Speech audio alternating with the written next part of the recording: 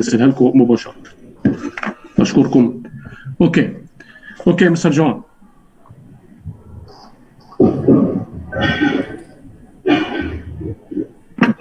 First of all, thank you so much for the invitation. It's a nice pleasure for me to stay here with you guys to discuss some training methodology, more specifically the Rondos.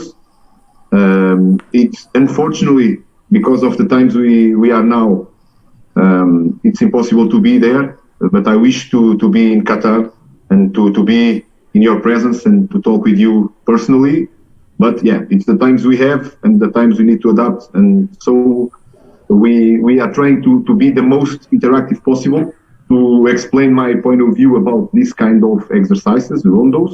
And I hope that you, if you have any doubt, if you have any question, please be free to ask me anything you want, okay? But first, thank you so much for your invitation. Thank you guys.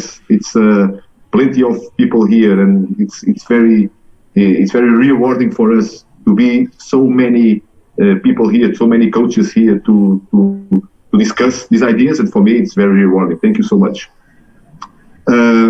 If something, Mr. Mohammed, if something that I can say, if you don't understand or someone cannot understand, be free to stop me to try to explain better myself, okay? Okay, let's start.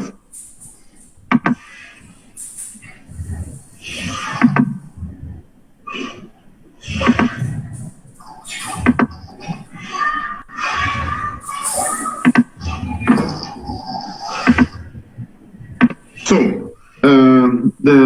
the team that we want to develop here is the Rondo. And the Rondo, sometimes we can see Rondos as a very simple exercise or an exercise just for fun. But in most part of the times, it's my experience as a coach.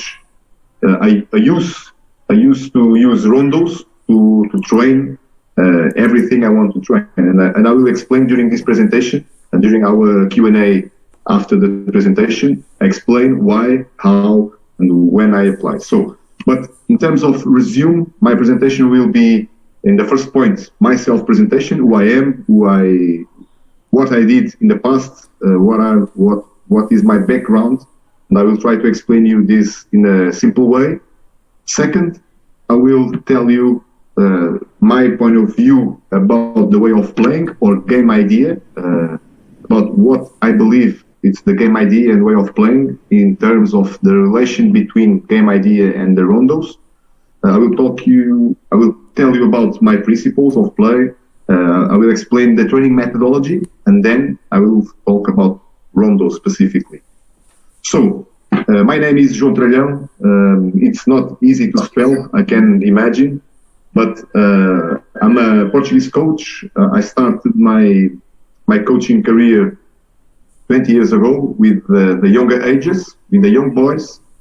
And then my background, my academic background is a physical education teacher. I studied in the university, physical education, and then I became a coach because of I had the opportunity to start with the younger ages coaching, and yeah, it was my passion from there. I'm a UEFA Pro coach.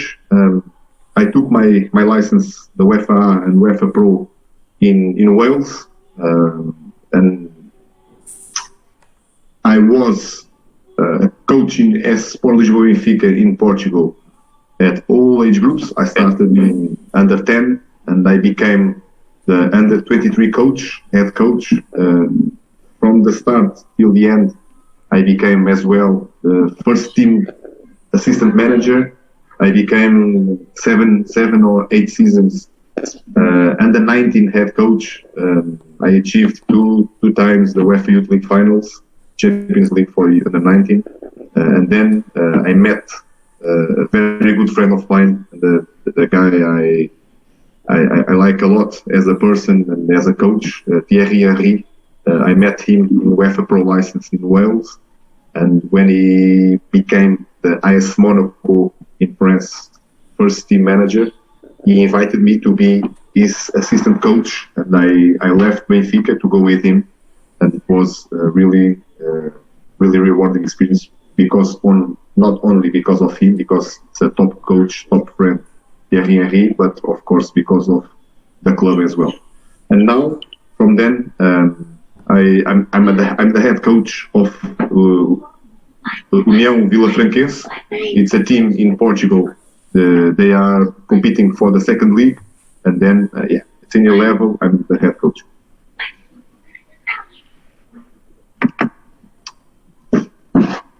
So the question I want to put on the table is first is this: why we use rondos? Why? And I think is the question, is a reflection that we should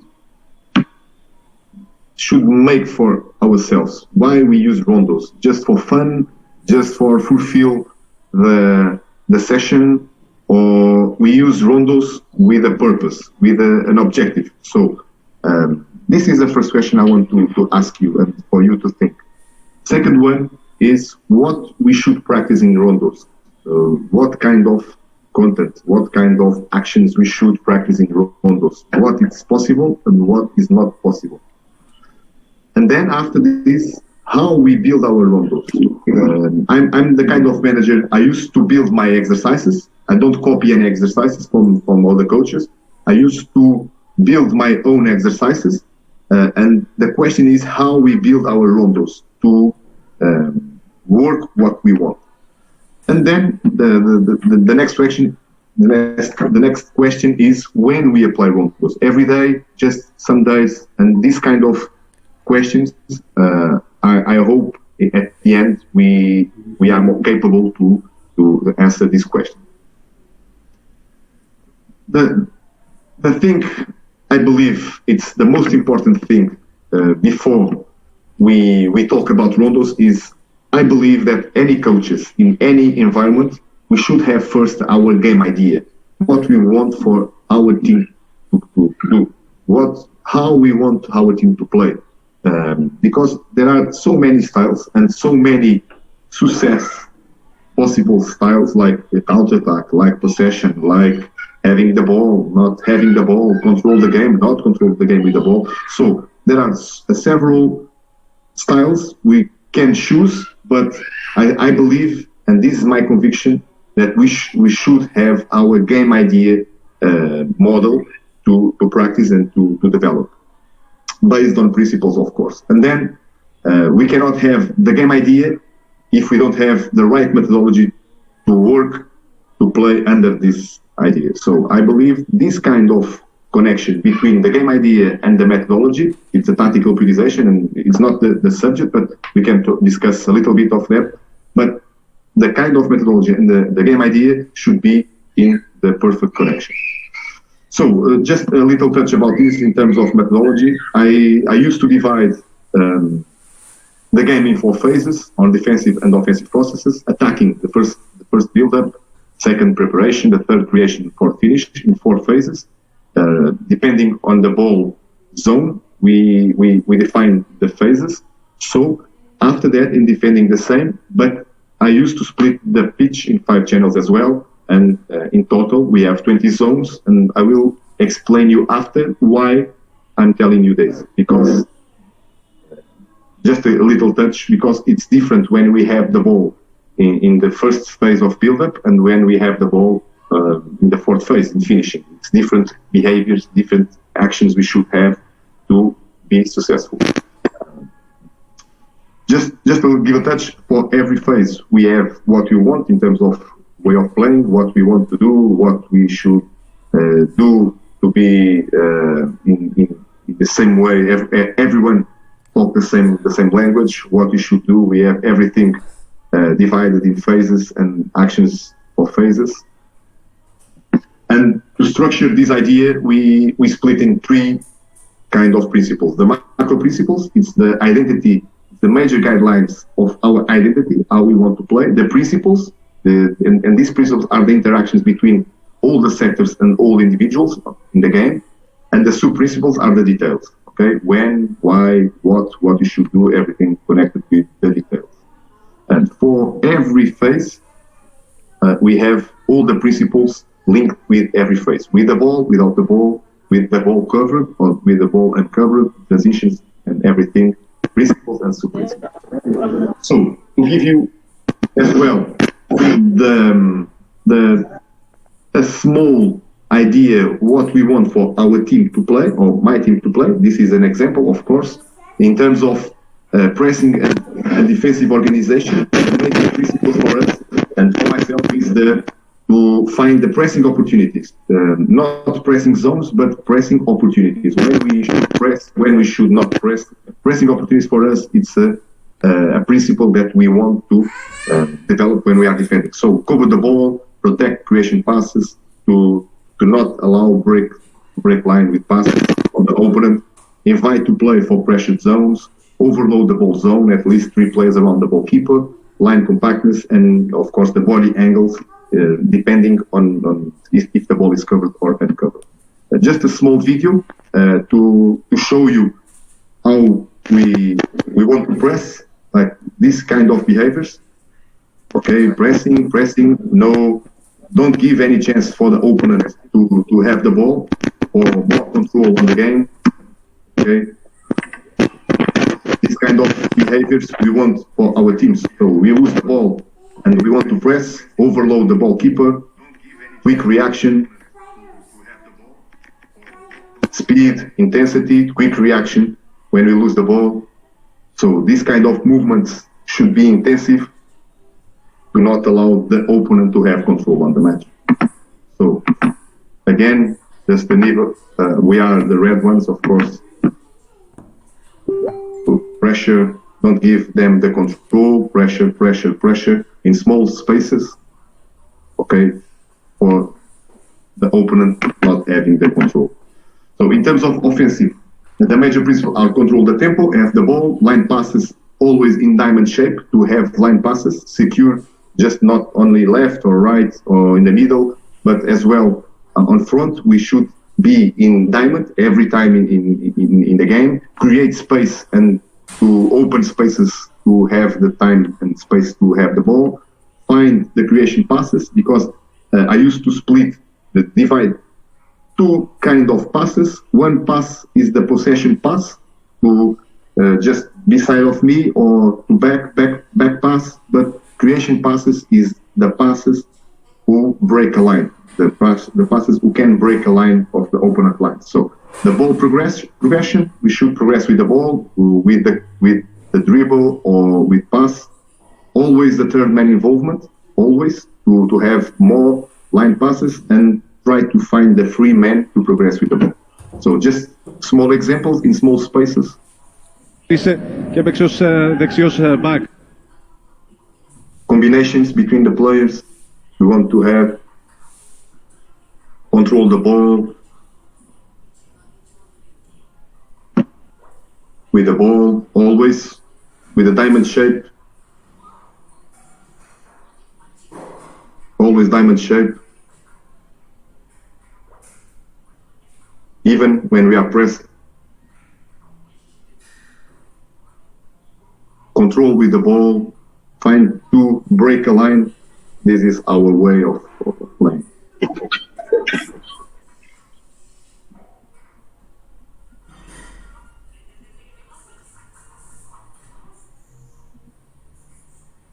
Okay. Another example.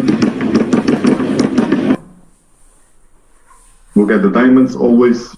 Look at the control on the ball. Of course, not always perfect, but the objective is there and the content is there. Always control with the ball, break a line.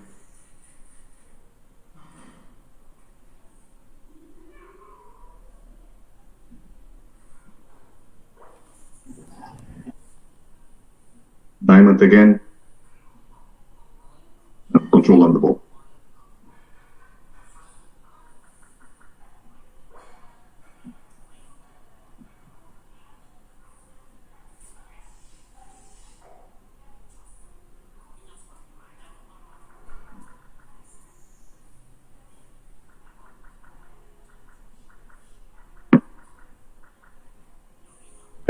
always the same principles. The major principles of offensive organization and counter-pressing organization is there when we lose the ball, what we should do. So these kind of principles are always there on our game.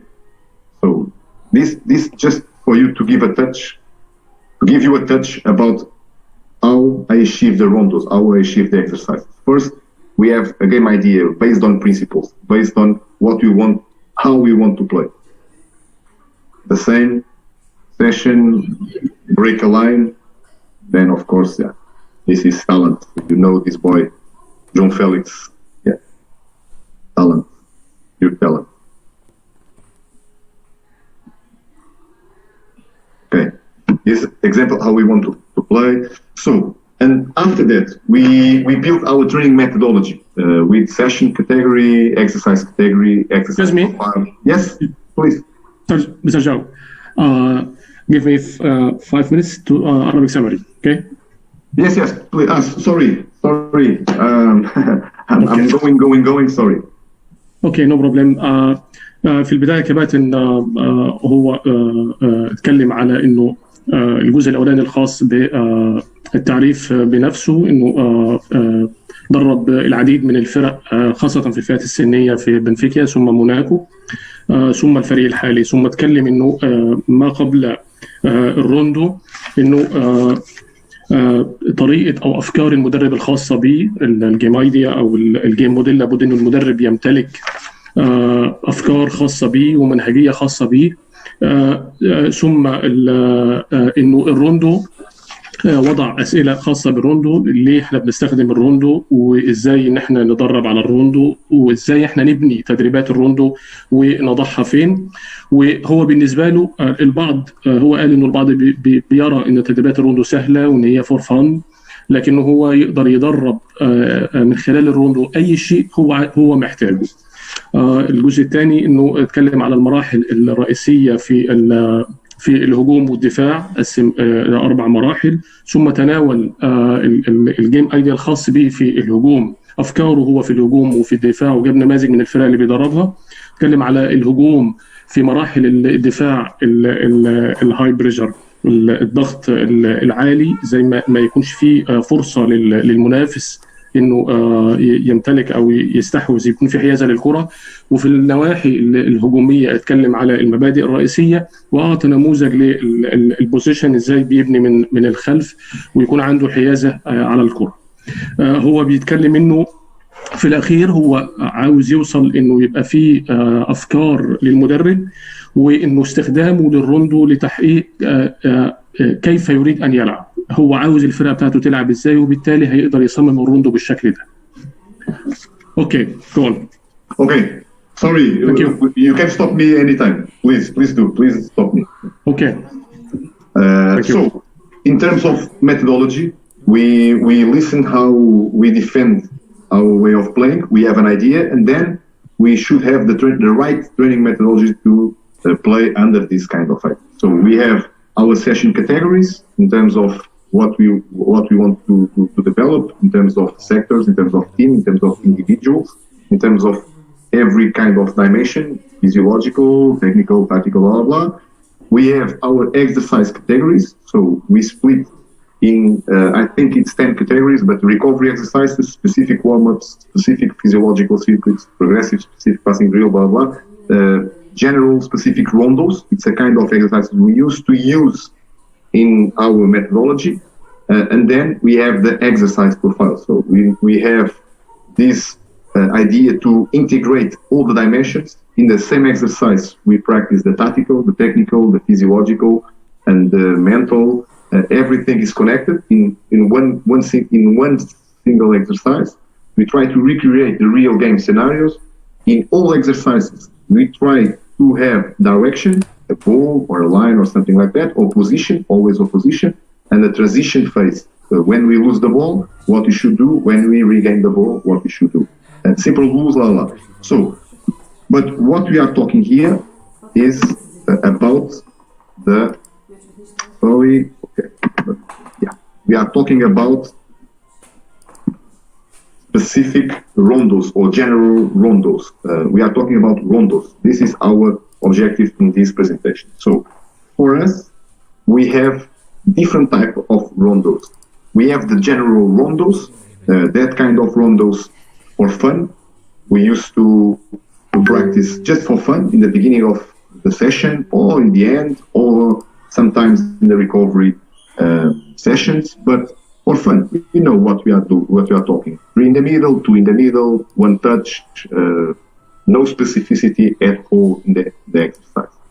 It's not my kind of rondo. It's not the kind of rondo I used to defend, but I believe sometimes are good exercises just to have fun, just to have a good environment in the session. But it's not the kind of exercises I used to practice.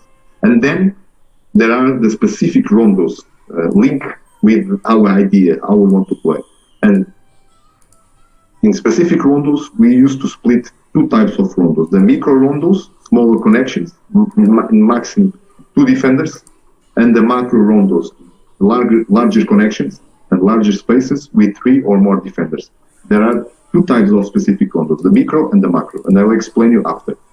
For regardless the micro or macro, there are rules associated. First, we want to achieve some offensive or defensive goal. We are not doing just to do. We are not doing the rondo just to do rondo. We used to have competition. We used to have rules associated, like, okay, we are doing 4v2 rondo. In that exercise, the main goal for who is attacking is to make some 10 passes or to make passes between the 2 who are defending, to break a line. So we have some goal to achieve in offensive and defensive as well. Like if we recover the ball before 4 passes, we win a point. So do not allow the team to have so many times the ball. And in the middle, you should press with aggressiveness and intensity to regain the ball before the 4 passes. It's just a small example. And role transitions every time. When we are attacking, we don't attack only. We attack, but if we don't have the ball, we lose the ball, we need to defend. We need to have this click on our mind to, okay, the mindset is, okay, we have the ball, possession, but when you lose the ball, you need to react quickly to regain the ball again, to have connection with our idea in terms of model of playing. Like when we lose the ball, we want a quick reaction to counter attack, to counter pressing. So to have the ball again, to control the game again. And the opposite as well. If we are defending, when we get the ball, we want the ball again to be in possession. In terms of physical parameters, in my opinion, both physical and technical should always be interdependent.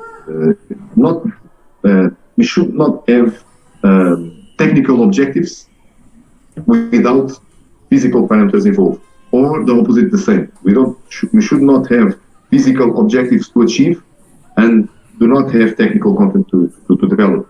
So this, both physical and technical, in my opinion, in all exercises, rondos as well, should be always independent. We cannot practice a rondo without knowing that they will have more impact on the A cell, B cell physical output. We know that always, because there are small actions. The density is very high, and we know that if we practice 4, 5, 6 minutes in a row, we will have some A cell, B cell physical output in a level, in a more highest level. So we should know that the technical will have impact on physical, and physical the same in technical in all exercises, but rondos as well. And sometimes coaches does not think about this relationship when we are practicing rondos.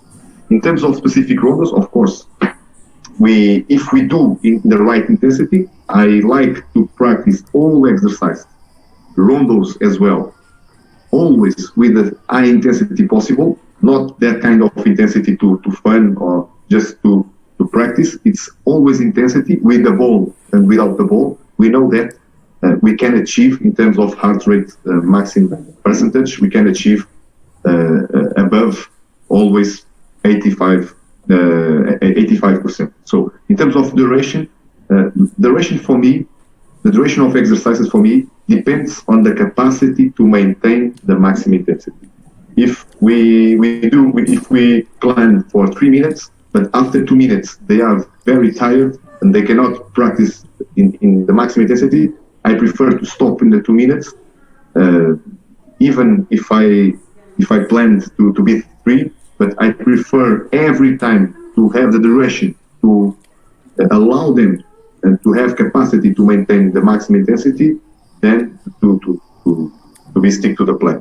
So normally these kind of exercises we just practice for 12 minutes maximum or 15 minutes maximum, but always 4 times 3 minutes or sometimes 3 times 4 minutes, depend on the team, depends on the team moment as well. In terms of exercise profile, I think it's a detail, but it's important detail.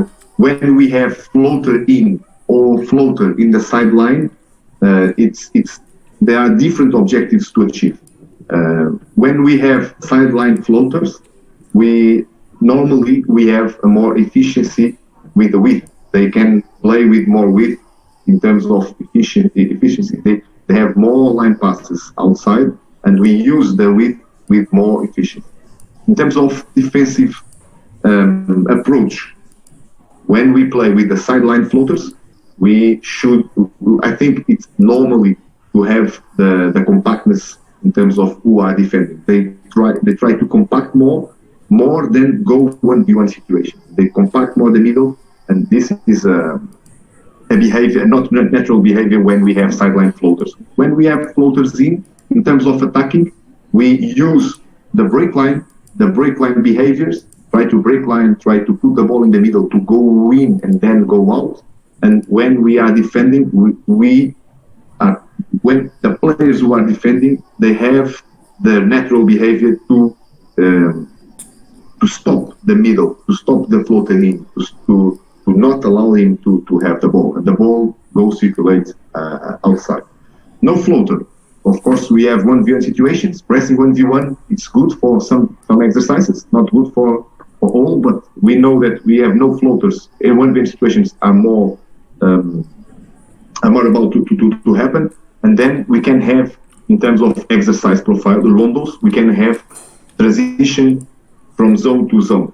Sometimes we have only one zone, it's the more typical, but we can use 2 zones, 3 zones, 4 zones, and I will give you some examples at the end. The roles transition, when we are defending, after we regain the ball, we attack, and opposite as well. And goals, sometimes we can have goals, small goals to achieve when we regain the ball, or line goals, or a coach to put the ball, or a teammate to put the ball. And the distances related with the width and the length, I used to use this kind of reference. The pitch ratio per player in terms of square meters, it's 1:94. Mohammed, do you want to stop, or do you want me to keep going?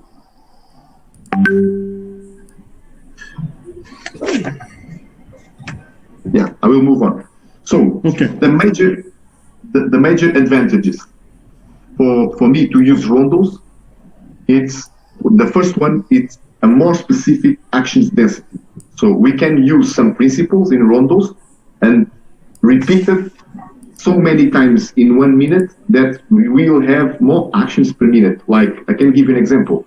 If I want to possess, and if I want to put one player in the middle, a floater inside, this kind of pass to break a line and to play in and to play in constantly, in a minute, there will be a lot of actions, and will allow us to have more density in these actions. It will allow us to repeat. And we know that in coaching, if we repeat some actions, after repetition, we will learn more. We will have that kind I used to say it's the automatic pilot, because we are repeating and we are learning, and we will be more competent to do some kind of action. This kind of exercises, specific rondos, will allow us to have more density in this kind of actions. Actions, we can choose a lot of actions about how we want to play.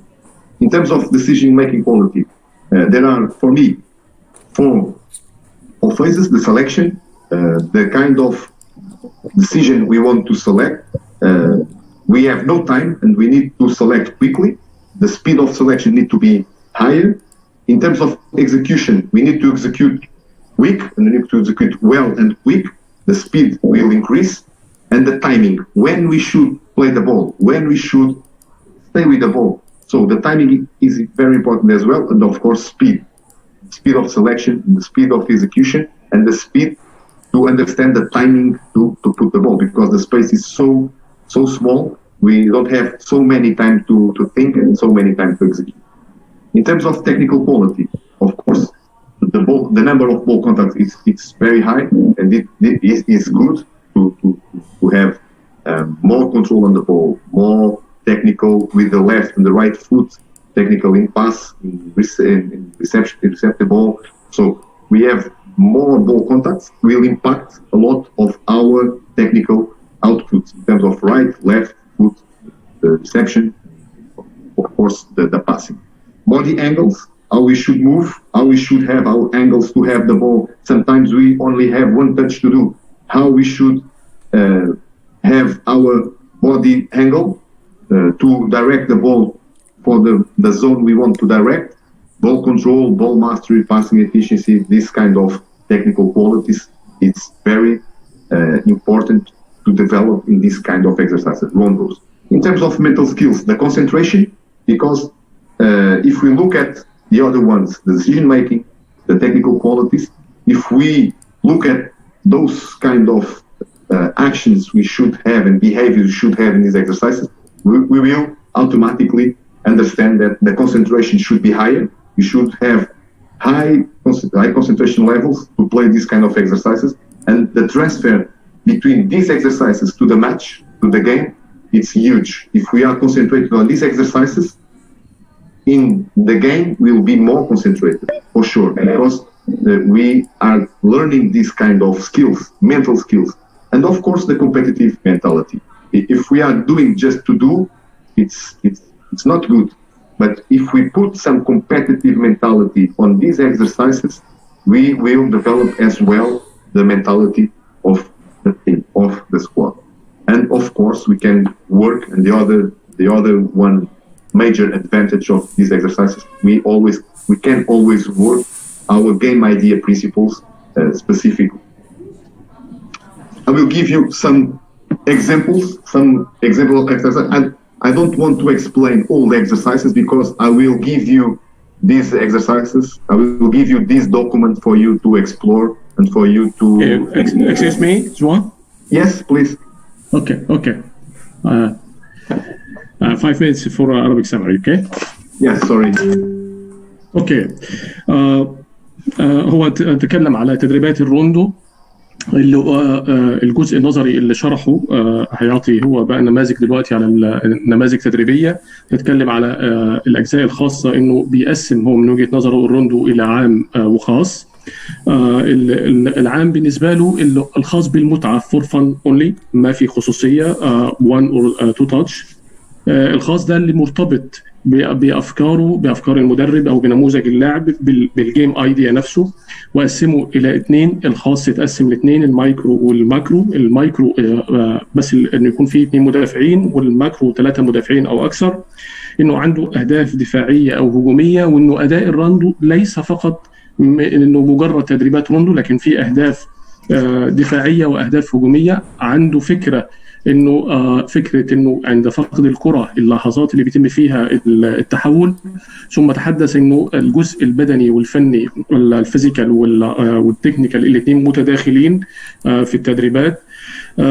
انه بيحافظ في التدريبات على الشده القصوى، اللاعبين لا يصلوا الى مرحله التعب، واذا وصلوا بيوقف التمرين. عنده تقسيم في العادي 12 دقيقة، 4 في 3 دقائق كماكسيمم.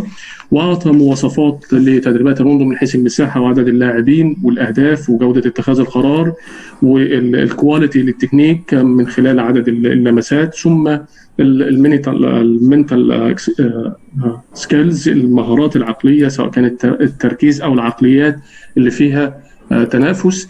ده كان المنهجية اللي بيبني عليها التدريبات، ثم هيضع النماذج التدريبية اللي تحدث عنها. Okay, Joao, go. Okay, thank you, Maher. Thank you.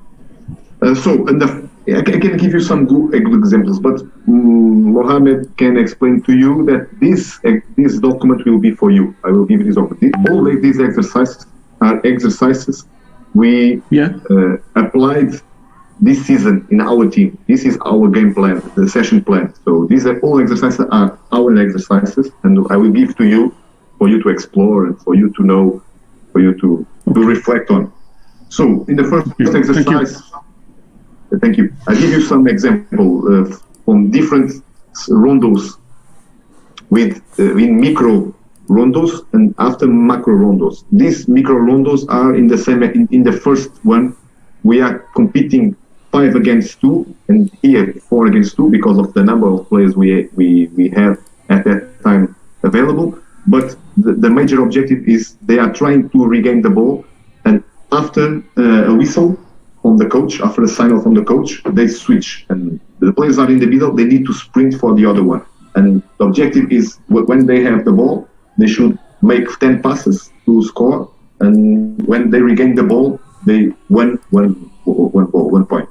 In this kind, the second one is 1v1 with the sideline floaters. 1v1, just the objective is the guys in the middle should play for one sideline floater, and after that they should play for the other one.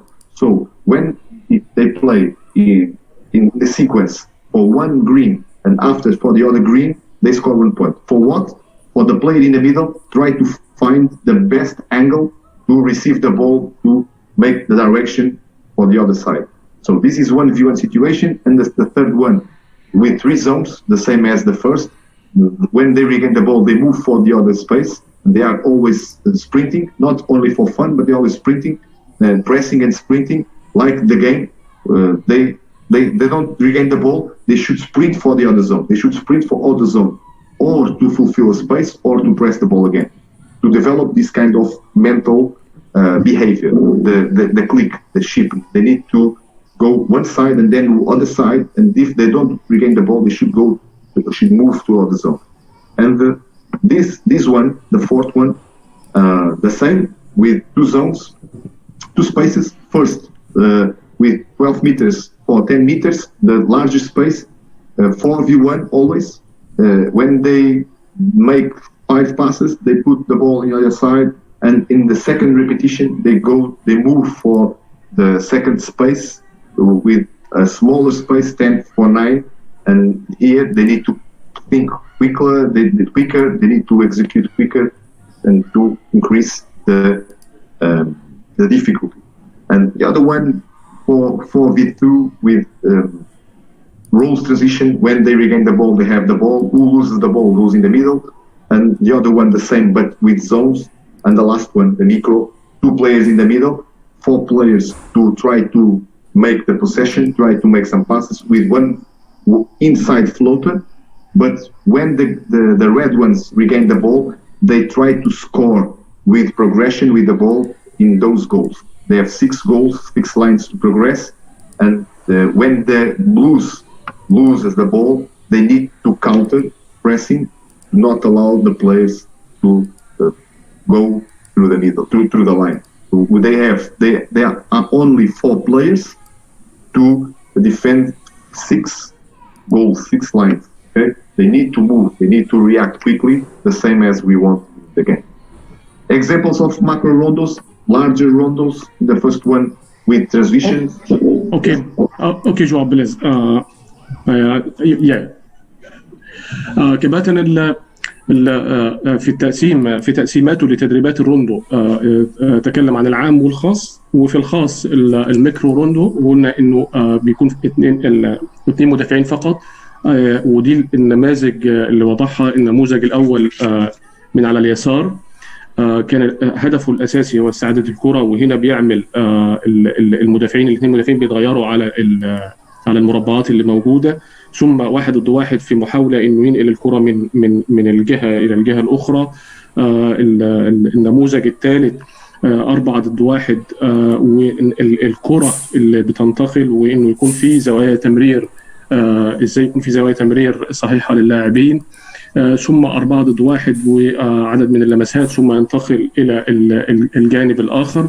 كلها بتمحور على إنه الماكسيموم 2 مدافعين. ده النموذج للمايكرو روندو، تدريبات الروندو.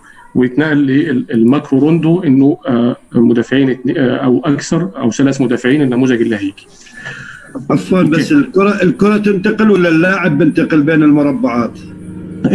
في نموذج انه اللعيبه بتتنقل زي النموذج الاول اللي على اليسار، وفي النموذج الثالث الكرة هي اللي بتتنقل. في نماذج انه المدافعين يتنقلوا ونماذج الكرة هي اللي تتنقل. شكرا. اوكي كابتن. Okay, can I move? Can I move? Yeah, move. Okay, go. Thank you, Mohammed. So the other type of exercise, the macro rondos. I give you an example here with 2 zones, with more players involved, 3 players defending, but the same principle. Try to have the ball, the sideline floaters, and we have 2 floaters in the middle, and 1 here sparing, the spare player, or put the ball in the other zone. There are a team waiting, and we change roles after the time we want to spend in the middle without ball and with the ball. The second one is a small goal transition. Okay, 3 against 3, more 3 teams of 3. When the team have the ball, look, if the greens, they are defending, they are trying to regain the ball, 6 against 3. But if they regain the ball, they have 4 goals to score, 4 small goals to score. If they score a point. But if they regain the ball and they cannot score, the team who loses the ball goes in the middle, defending, and the other one they will attack. So it's a competitive rondo, 6 against 3 in the middle, with small goals. The other exercise is a multi-zone transition. We have 4 squares. They move from square to square, and we have a transition zone for 3 players. But if we can watch in every square, in the small square, we have always 7 against 4 in the middle, 7 against 4, trying to maintain the ball possession and try to make some passes to put the ball in the other zone, or the team go travel for other zones and try to have ball in the other zones. And the team who doesn't regain the ball goes again, try to have the ball. The same as well with numeric advantage. In this situation is a specific rondo, because we want 2 players up front, 2 players outside, and 1 player in the middle, always not there, but they will go there and try to have short combinations to have the ball. The 3 in the middle, they are trying to regain the ball. If they regain the ball in 1 minute, the most part of the times they will compete with the team is outside waiting. This exercise is a role transition, the same as the others. 3 in the middle. These kind of rondos, sometimes, or the most part of the times, there are rondos for recovery session, 48 hours after the match, the game +2, the match day +2. Normally, the red ones are the players who played more. They only attack, always on the corners, 4 players on the corners, 1 in the middle, and playing against 3 in the middle, trying to defend, and 3, they will help them to have the ball. It's a small space, but when the blues regain the ball, they will attack and the greens will defend. But the reds, they are only recovering. They are players who played more than 75 minutes 2 days before. They only have the ball. To involve them in the exercise, involve them in the session, but not doing some physical output to compromise the recovery. This exercise is the same exercise, 3 teams of 3, 1 in the middle, 1 spare man in the middle, a floater, always relations with 7 against 3 in the middle. To always floater in the middle, to put the ball inside, but when the yellows regain the ball, the team who loses the ball goes in the middle defending. The same here with 2 zones, multi-zones, 1 player waiting there, 1 player try to have the ball here. When the team, they complete 5 passes, they need to make a transition for the other space to a player in or a player coming to receive the ball. When they receive the ball, they put the ball on the sideline floater, and the exercise begin again with the players who doesn't regain the ball to defend. This is the same corner, players on the corner. Sometimes it's the same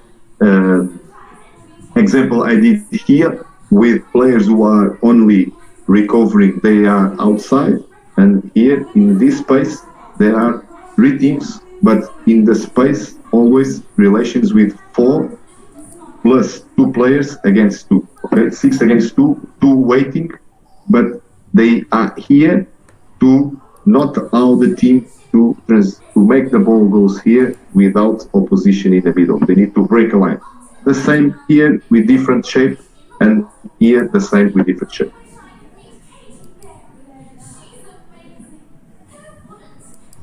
So, in terms of Mohammed, if you want to translate, be free. I can wait.